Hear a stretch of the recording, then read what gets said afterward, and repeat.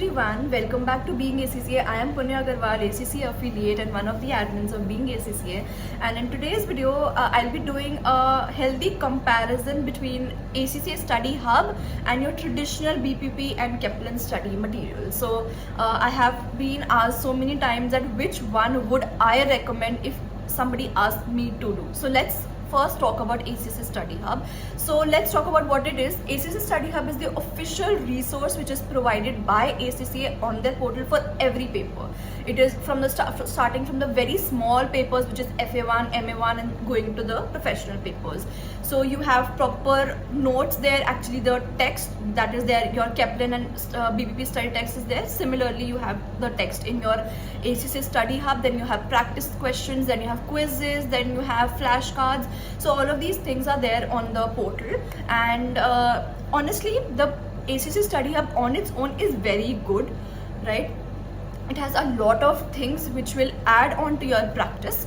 I found the study text which is there very wide, to be very honest. Like, it had so many things in that if you compare it with your normal traditional BPP or Kaplan study material, they are not very wide. You can actually read from there and complete your syllabus on time. But if you read from here now, you will feel that the syllabus is too much and it's too lengthy, because they have explained everything in great details, right? Then you have your practice questions are there, MCQs are there, section A, section B MCQs are there for skill level, your section C questions are there, constructive response questions are there, all of these things are there.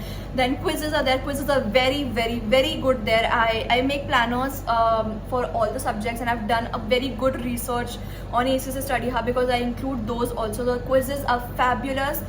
For final revision, your flashcards are also very good. Like, they have like flashcards on which particular topics are written. For example, going concern. So when you see that flashcard, you have to think what going concern is, maybe the definition or whatever, and then when you tap on that, you get the answer, what is going concern. So that really helps for a fast and quick revision. So that was for Study Hub. I would personally say that Study Hub is really very good. Now let's come to your traditional BPP Kaplan kits. All of you know that what it is and how does it function. And so BPP and Kaplan kits, again, as I said, that they have like full-fledged syllabus, and then they have like a test your understandings also in between, which is very good, of course. And then in the kits you have your past papers, your so many questions which are very good, of course, for your practice. So if you are somebody who has started early and can do both the kits, you should do both the kits. Even I, in my planners, include both the kits, because I used to do both the kits at least for A and B section, not for C, because C questions are mostly repeated because they're past paper questions. But do not miss on the A and B part, A and B section questions of both the kits. That is very important. Now let's answer the question, is Study Hub enough if we practice from just that? In my opinion, no. I don't know what somebody else says, but in my opinion, it is a complete no. You cannot do full-fledged practice and revision and everything from Study Hub. In my opinion, what you can do is go with your study text, your BPP Kaplan study text, understand the concepts, whatever your tutor is teaching from, if you're taking some classes, understand the concepts from the Study Hub, practice from BPP and Kaplan kits both. And once you're done with that, then you have like, it's just your end days and end days of, not your end days, but end days of the exam. It's just like the exams are very near. Then for the final revision, firstly the quizzes, secondly the flashcards, thirdly your practices on ACCA Study Hub is very, very good. They can be very effective if you don't want to do like a proper revision from there, because the quizzes and flashcards are very engaging, very useful as well. You won't get bored of them, right? So that is that. For practice questions part, I would say you can do like them in the middle also. For example, because in the practice portion, they have given like topic wise questions. For example, if you take FR and we have tangible assets, intangible assets, all of these topics, so they have given like full-fledged practice questions from those topics only, section A, section B and section C. So that is like a very good thing. So once you're done with, like, for example, chapter number 2, which is tangible assets, you can go to your Study Hub, practice questions from there, and then move forward. Because in BPPN kids, sometimes it happens that they have given like mixed questions of 2 to 3 topics, and you just want to revise tangible assets, right? Or you just want to do the questions of tangible assets. So in that case, you can go with ACC Study Hub.